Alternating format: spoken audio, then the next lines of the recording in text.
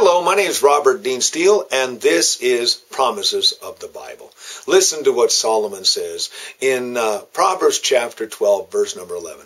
Those who work their land will have abundant food, but those who chase after fantasies have no sense. Now, literally what Solomon is saying is this. If you work hard and if you provide for yourself, you know what? You're going to have an abundance. It's called the law of sowing and reaping. When you sow, you reap. But the second part is what I want to address for just a moment. Solomon says, but those who chase fantasies have no sense. Now, I happen to be recording this particular piece on a Friday. And in about 5 or 6 hours, they're going to have the big Lotto Max draw. There'll be millions of people spending hundreds of millions of dollars trying to get the big one. I've heard many people say over the years, if I just won the big one, my life would be so different. Let me tell you a story.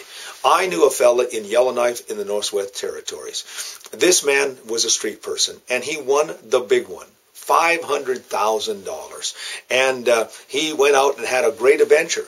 3 months later, he came back, and he had absolutely nothing. People said, what did you do? He says, well, I just traveled, and I just drank myself and had the good life, and now I have nothing. You see, the lotto corporations don't tell you about those stories. They like to lift up the great story of the one who won this or that one. And you know what? I'm not saying that everyone who wins the big one doesn't do something with it, but most people don't. And there is one statistic that's real. 80% of all those who win the big one within 5 years are worse off than they were when they won the big one. People don't tell you about that. The Hollywood celebrities, they lift up the glamorous lifestyle. They don't tell you about the drugs, the alcohol, the loneliness, the broken relationships, which many of them have. But what they're doing is they're chasing the dream of the world.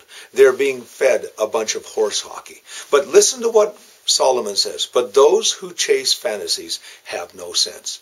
What I'm encouraging you to do is be a person who works hard and let the Lord give you the abundance.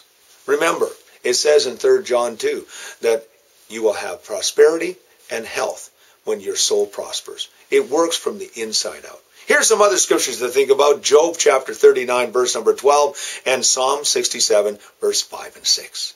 My name's Robert Dean Steele. This, of course, is the Promises of the Bible. You have yourself a great and godly day.